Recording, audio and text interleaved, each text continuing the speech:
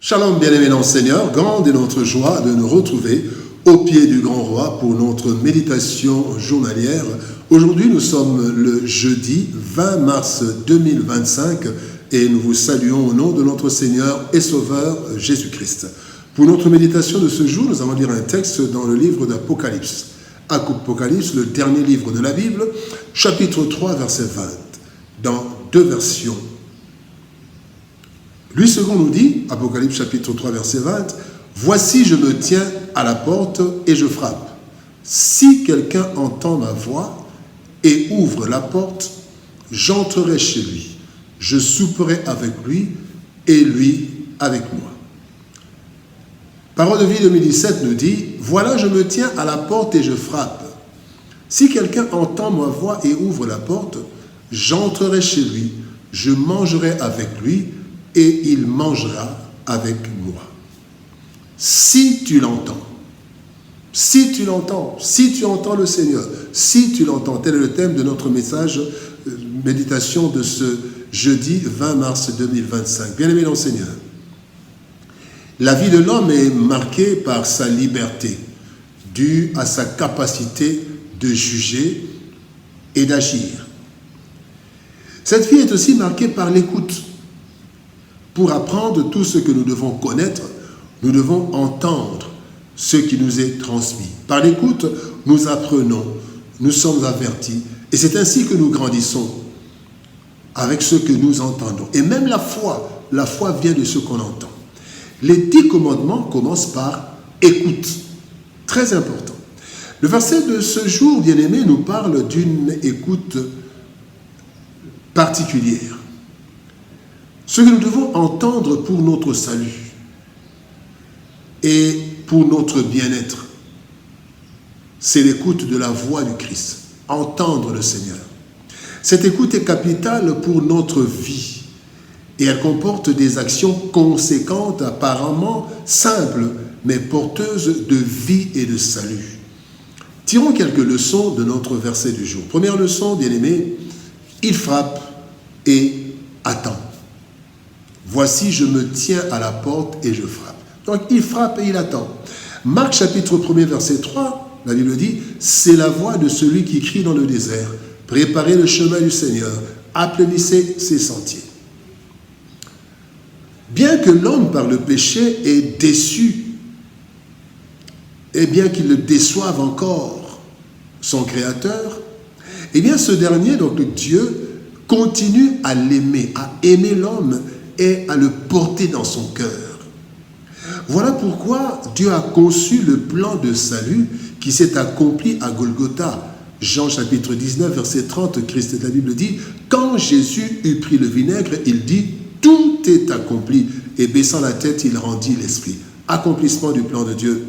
Pour concrétiser cette œuvre dans la vie de chaque être humain, bien-aimé, Dieu, dans son amour, il frappe. Il frappe, cela veut dire, il envoie ses messagers pour annoncer la parole. Il nous interpelle. Dans Marc 16, verset 15, il est dit, « Allez par tout le monde et prêchez la bonne nouvelle à toute la création. » Et dans son amour, Dieu non seulement il frappe, mais il attend. 2 Pierre chapitre 3, verset 9, la Bible dit, « Le Seigneur use de patience envers vous, ne voulant pas qu'aucun périsse, mais voulant que tous arrivent à la repentance. » Le Seigneur parle aux êtres humains de plusieurs façons, mais les hommes sont distraits tel que Job le dit dans Job chapitre 33, verset 14. Dieu parle cependant tantôt d'une manière, tantôt d'une autre, et l'on n'y prend point garde. Nous sommes distraits. Le fait de voir encore des hommes rejeter Dieu et vivre sur cette terre de façon vraiment vivre n'importe comment, cela démontre la patience de Dieu, bien-aimé. La patience de Dieu.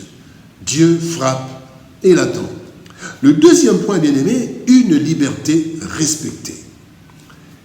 Galates chapitre 5, verset 1er nous dit, « C'est pour la liberté que Christ nous a affranchis. Demeurez donc fermes et ne vous laissez pas mettre de nouveau sous le joug de la servitude. » Dieu nous a créés libres. Il nous a créés et il nous maintient en vie par son souffle. Dieu nous crée, il nous a créés, il maintient son souffle, le souffle dont nous n'avons aucun contrôle. La Bible nous dit dans Ecclésiaste chapitre 8, verset 8, « L'homme n'est pas maître de son souffle.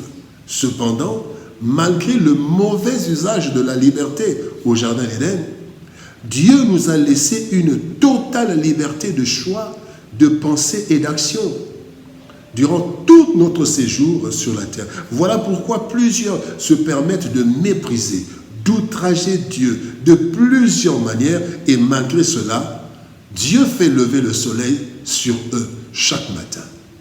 Parce que Dieu nous a laissés libres. Lorsque Dieu nous parle, nous sommes libres, de l'entendre, de l'écouter.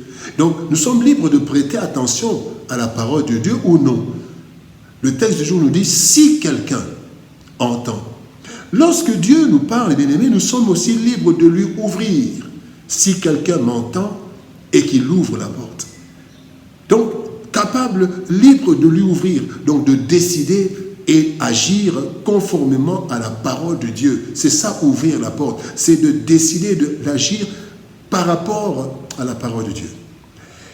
Bien-aimés, pendant que le diable et le monde nous harcèlent, Dieu nous respecte et nous laisse libres d'accepter ou non, mais sachant que cela n'est pas sans conséquence, tel que l'Ecclésiaste le dit, bien-aimés. Ecclésiaste chapitre 12, verset 1 nous dit « Jeune homme, réjouis-toi, livre ton cœur à la joie, marche dans les voies de ton cœur et selon les regards de tes yeux, mais sache que pour tout cela, Dieu t'appellera en jugement. » Alors passons au troisième point qui nous dit une décision et plusieurs résultats. Deutéronome chapitre 28, verset 2, la Bible dit « Voici toutes les bénédictions qui se répandront sur toi et qui seront ton partage lorsque tu obéiras à la voix de l'Éternel, ton Dieu. » Le texte de ce jour nous place devant nos responsabilités. 1. Dieu nous interpelle. Il dit « Je me tiens à la porte et je frappe. » Il t'interpelle, mon frère, il m'interpelle. 2. Dieu nous laisse notre liberté. Il dit « Si quelqu'un entend et ouvre, il nous interpelle, mais nous sommes toujours dans la liberté. » Troisième chose, Dieu nous présente ses intentions en cas d'acceptation. Il dit « J'entrerai et je mangerai avec. » Bien-aimé dans le Seigneur, Dieu marque ainsi sa patience et sa largesse. Cependant, nous ne devons pas en abuser, car il y a des conséquences pour chaque attitude face à la voix de Dieu. Ainsi, nous devons avoir ces attitudes selon Hébreux 4, verset 7.